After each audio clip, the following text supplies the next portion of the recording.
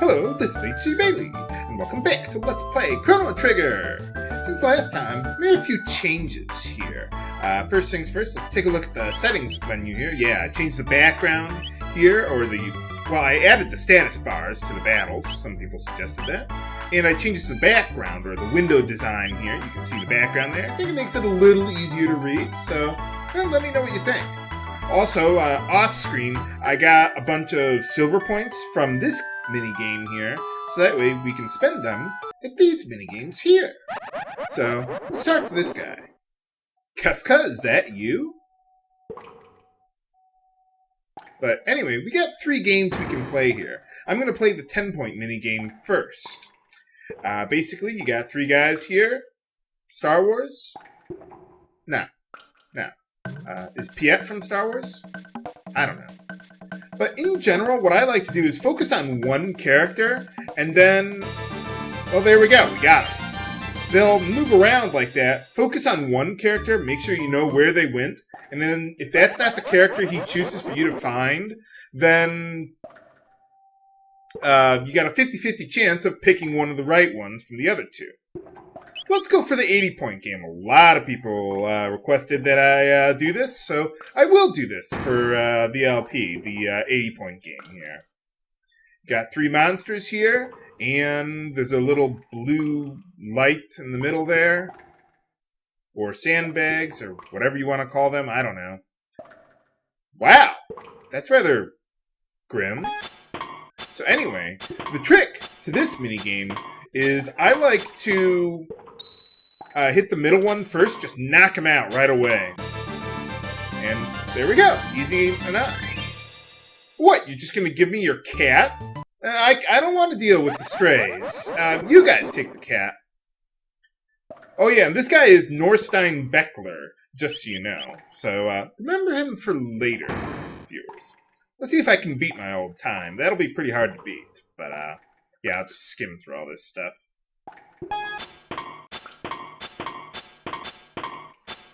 Didn't get the middle one right away, but well, at least I got the left 2 easily enough.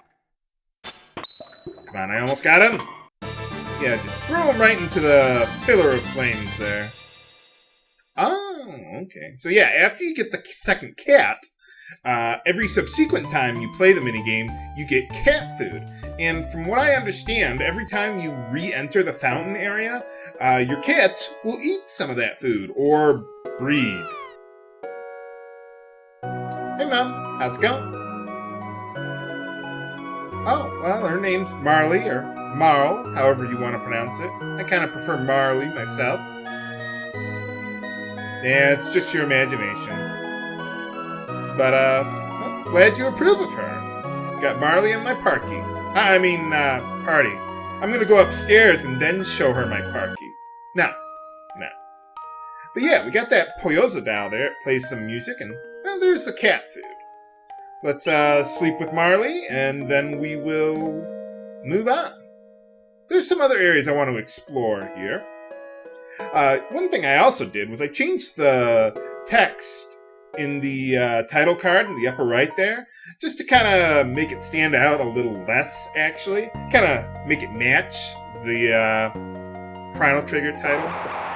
But anyway, one of the really nice things about Chrono Trigger is that you can actually, for the most part, run into enemies right on the map there. You don't have to run around and then have a battle randomly pop up. I mean, it happens every now and then, but very rarely. And plus, if you played the game before, you can pretty much know where they all are. Like, sometimes enemies will ambush you out of nowhere. And there's no battle transition screen or anything. I mean, it's still a pure RPG. It's not an action game, but they make positioning matter a little bit on the battlefield, even though you can't move around or anything. But there we get a power tab. Strength capsule, as they call it in this game. So we want to use that on Chrono because, well, most of his abilities are based on strength for right now. And, well, being the main character, he's always going to be around as we're going through the game there. So he's pretty important there. Although I'm not always going to give them to Chrono. I'm going to mix it up a little more in this LP compared to the original. So let me know what you think about the status bars there. I don't know. I mean, some people suggested it. I figured, hey, I'll try it out. I'm willing to try new things. Ooh, we learned Cyclone, a new tech for Chrono there. We'll give that one a try. But yeah, I don't know about the status bars. I guess I'm just not used to them, but I suppose if you're playing in DS mode, you might want a little visual cue there, especially for the LP here. So, but yeah, one of the other cool things about Chrono Trigger is that abilities, well, like I was saying, enemy positioning matters, which influences like how you hit enemies with certain abilities, or AoEs, area of effect, which is basically the way the Cyclone ability works. It hits an enemy that you target, and then any enemy near it also gets hit by that ability. So that's pretty nice. So now you see the two enemies up top there, the Gilded Bellbird and the Beetle guy, right next to each other. So, because I used Cyclone on one of them, it hit the other one as well. Not all abilities work like that, though. Some abilities hit on a straight line, some of them hit on a line from the character, some of them hit enemies between you and the enemy you target. But anyway, since we learned Cyclone, the next ability on the list is already there. We also learned Aura from Marley there in the last battle. That's essentially your basic healing spell there. So that'll serve us pretty well for a while there. And so yeah, it shows you what the ability you get next is, and well, pretty much after you win any battle, you'll get tech points, which, well, let you learn new tech. So like the ability points of the game. You might have also noticed that we learned a dual tech in this game called Aura Whirl, which is essentially a combination attack between the two characters, although in this case it's a healing ability. It heals all party members instead of Aura alone, which only heals one character. So, hey Marley, how you feel about checking out the castle? Oh, okay. Yeah, we can't explore the castle there. So, oh well. Can I get past these guys without initiating a fight? Phew!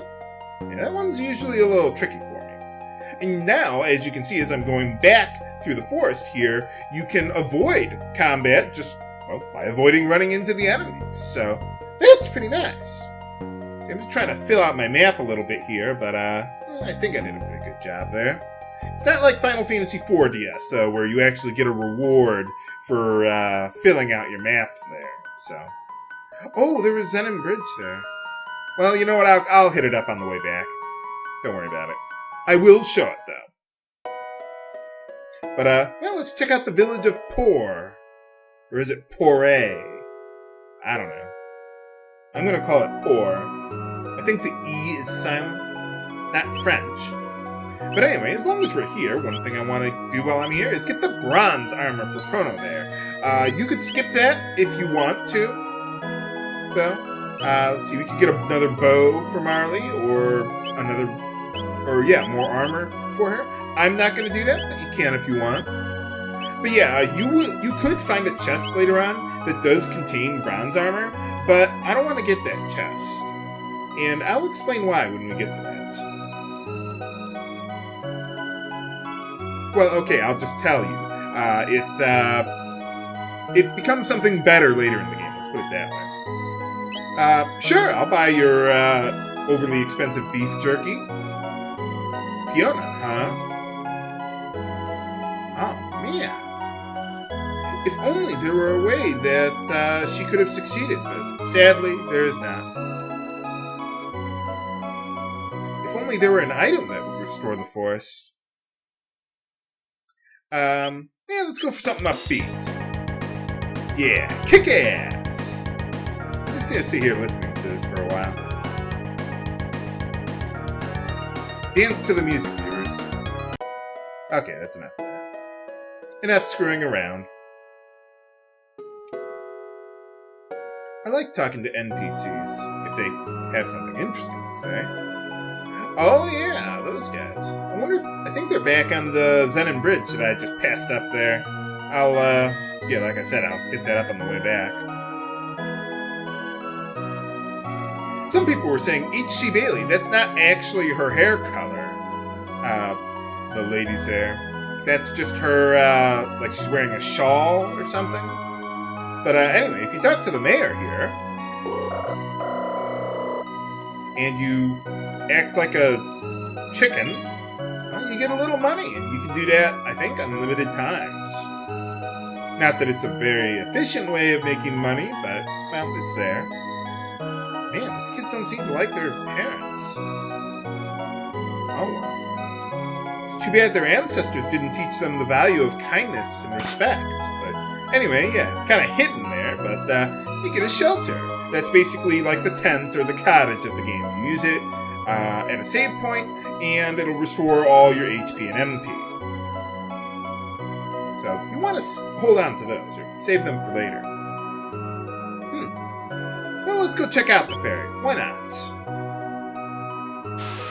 Go sightseeing a little bit, see a little bit of the rest of the world.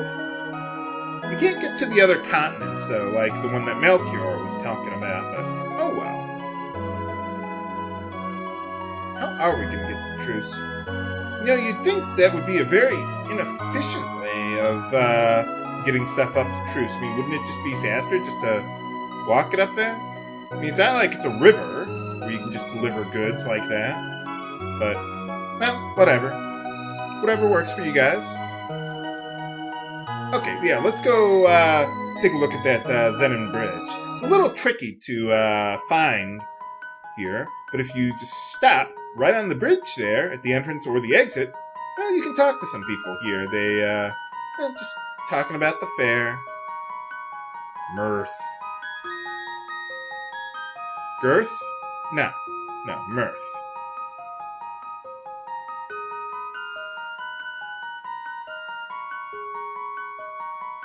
Okay, well, I mean, you can walk across the bridge, see nice little background, sun, and everything.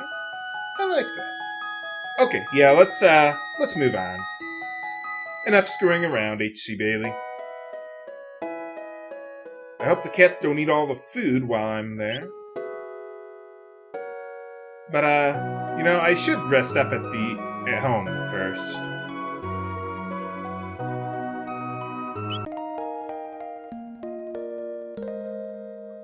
Not that we're going to have a boss fight or anything like that coming up ahead. Actually, no, we won't. But it's just a good idea. But yeah, every time the cats breed, they'll multiply. And they'll eat all your food, or a lot of it. So, you need food for that. They're like tribbles. Hyperdimensional Neptunia? No, that's another game. It's a hyperdimension transporter. But, well, what is this, Star Trek? Why don't we have those things by now? I mean, heck, it's almost 2015, and we don't even have hoverboards. But anyway, I was just looking at that right telepad, and, I was looking for something there, but, well, there's nothing there. For now. Huh. What would be the point of that? You're just teleporting them to the other side of the room. Why do you need telepads in Star Trek anyway? Or teleporter pads, or whatever they call them. Or pods. I mean, heck, half the time in Star Trek, they don't use the things anyway. I don't know.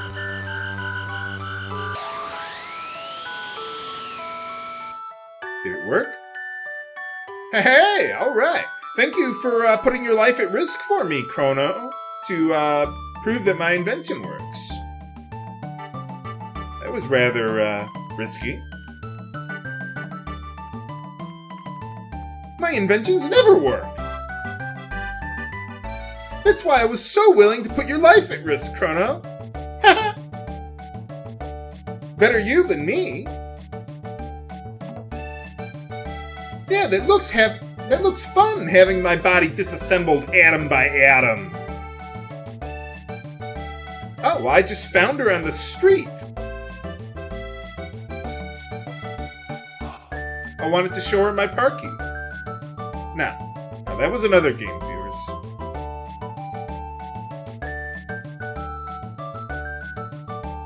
He was a good party member. Uh-oh. Why'd the music close off?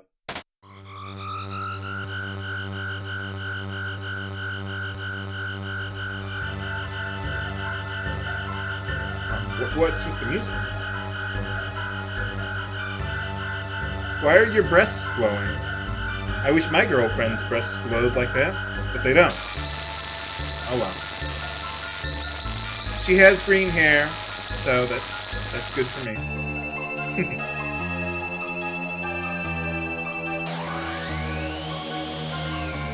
Whoa, what's going on?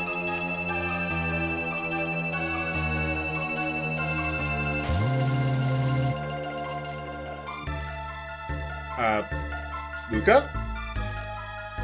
Pay no attention to that, audience members, viewers. You see, she vanished before your very eyes. Ha-ha! The magic trick worked! Lucca?